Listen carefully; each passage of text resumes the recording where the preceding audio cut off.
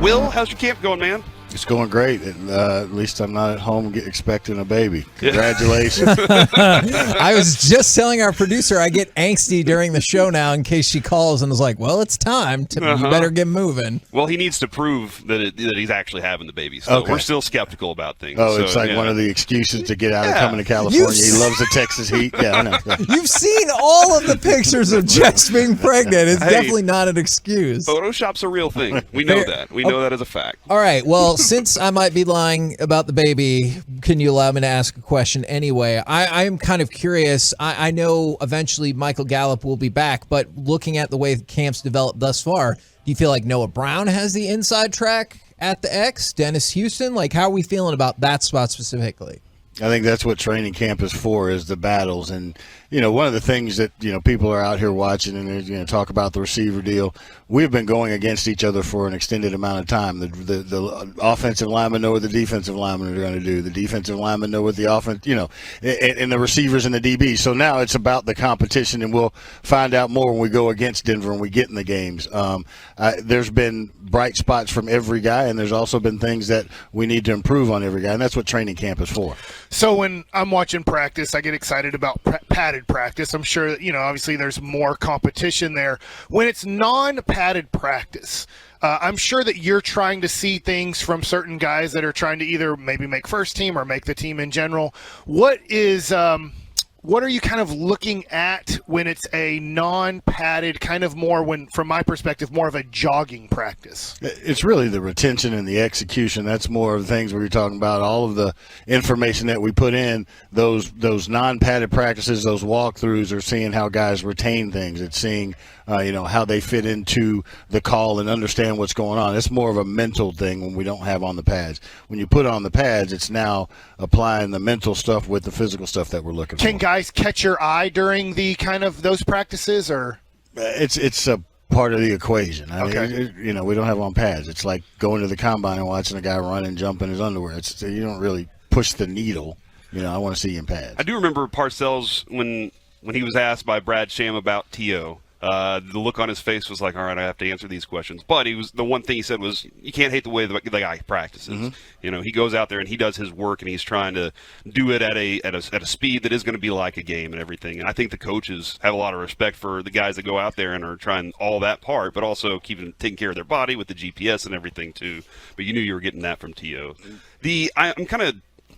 Does Dan Quinn have a box on any players, or does he look at a player and just go, man, the limits? Let's see what else we can do with these guys. I don't think that he has a box. It's really what can you do, at what level can you do that at, and then how does it fit what we're trying to do schematically.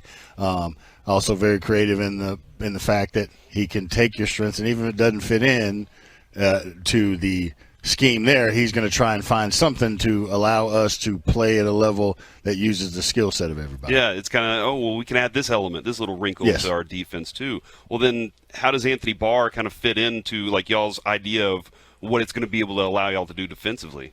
I think we let DQ go in the lab and see how you use that. I mean, what he is a very quality player that has done, can do a number of different things. And, the way that the game is played now, offenses try and be versatile. Defenses combat that with trying to be versatile and, playing that chess match there. So I think that he's very good at doing that. And the more pieces you have, the more multiple you can be defensively, causing offense problems. You've liked Barr for quite some time, haven't you? Like you were from the draft. Yeah. It's a unique skill set. And when we do this, there's guys that are picked at the top of the draft, or guys that are uniquely physically different. And you see the strengths that they have, and you go into the lab and in your own mental lab and say, this is what this guy can do. And our objective in scouting is when we go through, we tell a story, we want to say what the guy can do and what he can't do, and be very exact with that so we can see how they fit in or the different roles they could play. Do you have a scouting report on yourself as well then about what you can and cannot do? Yes, I can eat, and I can't exercise as a lot now that I'm out of shape. I know myself, yeah. You were talking off air about growing up in Dallas, being in Dallas, and did you grow up and live here your whole life? No, I grew up in Houston. There was a small portion of my life. We moved around a lot when I was young, and we spent probably, I think, a year and a half or so in Dallas before we moved to Houston. Okay, because I was trying to put this all together? Because your name comes up every year with GM opportunities elsewhere and all that, and I'm always like, man, I don't think he's going to go anywhere. You say it, I'm a Cowboy. Yes. And that loyalty, kind of, where does that come from for you? The family and the opportunities you've had, or? Kind of how I grew up, and there's unfinished business and really trying to finish that business of getting us to where we want to go, and having a hand in that, loyalty to the family, loyalty to the opportunity that I've been given. And my son is 16 years old now. Now he's, sophomore year of high school, and I want to see that come to fruition too. It seems like you guys have a specialty with drafting offensive linemen. Tyler Smith looks pretty darn good. I know we have to see him in preseason and in regular season games, but why do you guys feel like you're so good at maybe seeing offensive linemen in college and then having a great idea on what they can do at this level? I think it goes to, number one, us understanding that organizationally, each organization has a philosophy. I think the great Cowboy teams of the past have been built on the offensive and defensive lines, and we kind of just continue that on. And I grew up, my father used to always tell me, hey, I was a skill guy. I go, you can't do anything without the lineman, and it's kind of ingrained in me. And then you try and find those traits that are successful, and then you got to find people that can coach and teach those traits and help those young guys grow. But it starts up front. How have you felt about, and I'll give you both these guys' names because I've been impressed with Sam Williams. I know it's very little here, but impressed with him, and Jalen Tolbert. He's had his moments. Can you talk about maybe your second and third round picks and what they've done so far early in camp? I think as young guys coming from college football, where the game's completely different, now you have to come into the NFL, and there's the physical part, there's the technical aspects that you got to understand and learn, but you got to have the physical ability to do that. And both of these young guys have the physical ability to play in this league. Now, can they take the teaching and all that other stuff and capitalize on that? I think Sam has a unique skill set from, we talk about how much time it takes for the pass to get off. That's one of DQ's things. It's, how quickly, 2.8 seconds. Well, you look at his 10 time and the way on film getting off and getting to the offensive lineman and putting that pressure and speeding up the quarterback's clock. We know that he brings that. And then the physicality and the strength. And then Tolbert, coming from college football where you have a lot of green space in the way that the game is played, now you come in the NFL and you've got to be able to attack press coverage. You got to know your angles and where you sit and fit within it. And then the detail that he practices and plays with, that just shows that the ceiling for him is very high. Taking a look at last year's draft picks, I'm kind of curious. We've heard a lot of buzz about the kind of transformation of Nashawn Wright body-wise. Is that what you have seen as well, and how can that help his game? He's a unique because the cornerback position, typically you're looking at guys 5'7" to 6 foot because of the way they have to play the game. So you have a longer body that's got angles that you have to go through, and the game's played that much quicker. So you have seeing him grow. First of all, he put on 15, 18, 20 pounds, and then not lose any speed and become better at the things that we're asking him to do. Plays the game a little bit different than the smaller corner, but the results are the same because it's about angles and leverage, and he does understand that, and he's done a really good job with some of the quickness and change of direction things with the added strength. I think from my perspective, the defense's secondary is a big strength. Man, y'all have done something really special with those guys. On the offensive side, I'm trying to figure out what the strength is for this team. You agree about the secondary? For this team? And then on the offensive side, where are you looking? I think we've grown in the secondary. We've grown. We've improved the depth of the defense and the talent level and the competition there. And then on the offensive side, we're beginning to start to see that because that was one point in time that was the strength of the Cowboys. Was we had to build the defense, and you only get X amount of picks, and so you have to build the team. But when you have standards that are on the offensive side with Tyron, with Zach, with Zeke, with Dak, with CD, and then you fill in those other pieces around it, and that's what training camp is all about. And again, when you start going against other competition, that's what these preseason games are for. Now you really get to pull out the ruler and see where you are. How does Tony Pollard fit into this team? I mean, I'm watching him out there. When he gets the ball, he's gone, dude. Explosive playmaker that defenses have to account for, and that's another weapon that Kellen's got at his disposal using those deals. He's a very, very talented player, and he's it's coming into his own now. He's going to be a guy that we count on. Last year, after losing to the 49ers, after that game, the national kind of storyline was the 49ers were able to bully the Dallas Cowboys. Do you feel like you've been able to make that a non-issue this year? Yeah, I mean, the goal every year as you build your team is we're trying to get bigger, faster, stronger, longer. We're trying to be, that's the way that the game, that's the way we want to play the game, and using our players and our schemes that way. You got to play all different kinds of ways. You got to play wide open. You got to play the physical game. It's all about matchups. I do think we've improved our ability to match up with some of the things that, San Francisco did to us. And we have interviewed Neville Gallimore, we've interviewed Osa, and I know that those are big guys that can stop that from happening. And they've both said to us, hey, that's our responsibility. That this is our job, is for that not to be a storyline of the 2023 Dallas Cowboys. How have those guys improved, or through your eyes have improved, to make that, the team? It's a better understanding of the defense. That Dan and the staff doing a great job of realizing what our strengths and weaknesses are and how to attack that. And then guys buying into their job. Everybody wants to catch passes. Everybody wants to sack the quarterback. But if my job is to two gap and stop the run and control my gap, and if we do that at a high level, and guys are taking it on, that's their job, and they're identifying with it, and they're executing that right now. Who's a player? Oh, go ahead, Kevin. Well, I just wanted to take a quick step back because I know a lot of people are curious about this. When you said Tony Pollard had kind of come into his own, I was hoping you could tell us a little bit more about that, because obviously Cowboys fans have been clamoring for him more the last 2 years.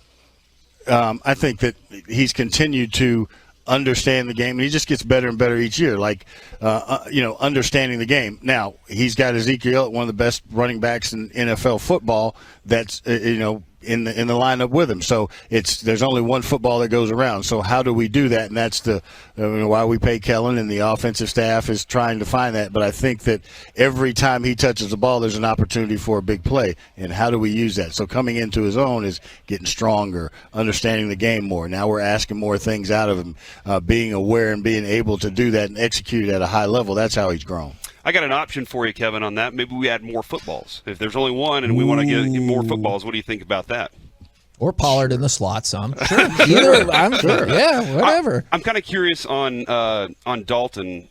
I have a very hot take on this, that he benefits from this offense a lot, and maybe he is not like Travis Kelce. But whenever y'all look at him, is it more of the offense just kind of caters to, he's going to be there and he's a good security blanket, or can he be a focal point? He's an excellent football player that maximizes his physical ability and then goes beyond that with his awareness and his awareness to what defenses are doing and what he can do. He understands who he is and what he can do, and he plays at such a high level, not only physically but above the neck. And he's a viable option because he's always in the right spot. He's doing the right things. The offense doesn't center around anybody. Dak goes to the open guy, and Dalton's open quite a bit. Yeah. So when I got to play baseball, I was in Columbus one year, and they said, hey, you want to come watch Ohio State's football practice? I'm yeah, I'd love to. And they're like, hey, you can't have your camera because, Michigan will take all these things and all this stuff. And it's Terrell Pryor's first year. And they're like, that's the best quarterback in the nation coming in. I was like, well, I get why they don't want us to film it. That kid can't pass. And so I'm wondering this. When we're here, we're getting to see everything.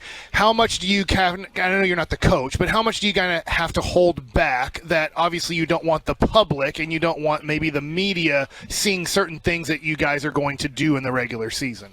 I think strategically we've got to work on all of our things, and we've got our little tricks that we'll rehearse and go through when it's our time and keep the genie in the bottle, so to speak. But we want to see guys execute and do the simple things, and then that lets you know that you're able to expand it and do the other things that you need to do. The last year we didn't see Dak throw through a lot of the camp. Mm-hmm. I know Kevin and I didn't see it. We came out here after he'd already been kind of put to a stop for a while.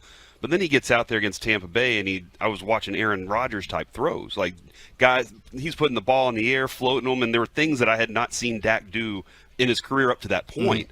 Mm-hmm. And I know the defenses had some tricky things last year later in the season, and things kind of cooled off a little bit. But what is that next place for Dak to be a transcendent quarterback rather than a guy who, man, it's right here and almost there? What's the next step for him? The hardest position in sports to play is quarterback in the NFL. And the number one thing about him is his desire to lead, the way people follow him, and then his competitiveness. There's not a better competitor on our team. And whatever the situation is, you go back to, you said you saw it last year, but you go back to the game when he was a rookie and we're playing, Aaron Rodgers, and he's going blow for blow. He rises up to every challenge. And I think you're going to continue to see him grow because you look at his body now. He's changed his body, his awareness to what's going on. Every year, it's an opportunity to be better at the skill that the position requires. I think his intelligence level, his command of the offense, all those things are going to let you see more physical ability and all the things that he's worked on. He's a consummate worker to try and get better at every aspect of the position, and you see it every year. He continues to grow. And that's where your job is to make sure that he has the guys to Yes. run with. So yes. And we really appreciate your time. Yeah. Did you have another one, Kevin? I was just going to say, I saw or heard there was a friendly wager going on between the defensive line, and the losing unit has to buy dinner for the other one. Are there any other competitive groups like that, or are you part of any friendly? You have some bets with Steven Yeah. going on? Well, no, we don't. No, we Don't bet with Jerry? No bet with Jerry. The scouts, the college scouts left, but in the past couple of years, we've done this horn challenge. Whenever the horn goes off, you have to do an exercise till the next horn goes off. We decided to retire that because of the physical state of everybody on the staff because we work so hard. Yeah. And I vetoed it too because I'm really out of shape. But the challenge every day is to see if we can get better as a football team and as a staff. Well, like I said, Will, we really appreciate your time, absolutely. man. Thanks for stopping by with us. Look forward to the season. Thanks, guys, and good luck with the baby. Thank you. There is a baby, or There is a baby, Will McClay. Stop saying that. I haven't seen the pictures. They just said you didn't want to come out here. Yeah, how's he going to give a scouting report, Kevin, if he can't get You know a video? what? We've already made plans for his first birthday party to be out at training camp next year, so it's gonna happen. Then I want to see the proof.